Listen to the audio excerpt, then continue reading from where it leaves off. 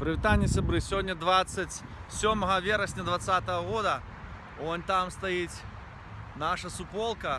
І праз некалькі хвилин білоруси у біло-червоно-білих авто проїдуть під мостом.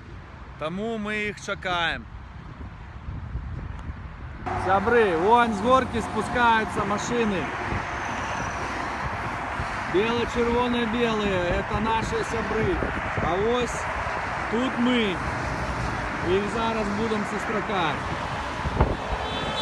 Живе Білорусь!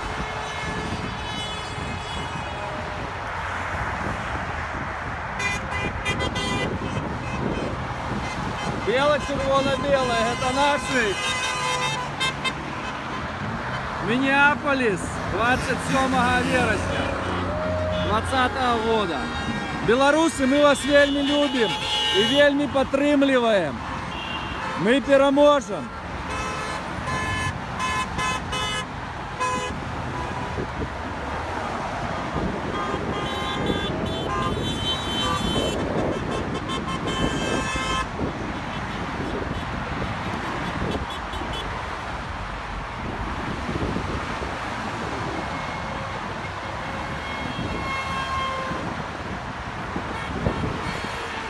Ого-го-го!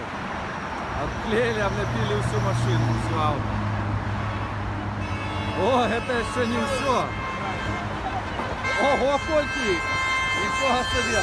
Трак! Ничего себе! Трак! Глядите! Эй! Бело-червоно-белый трак. Ось так, сябри! Живе Білорусь!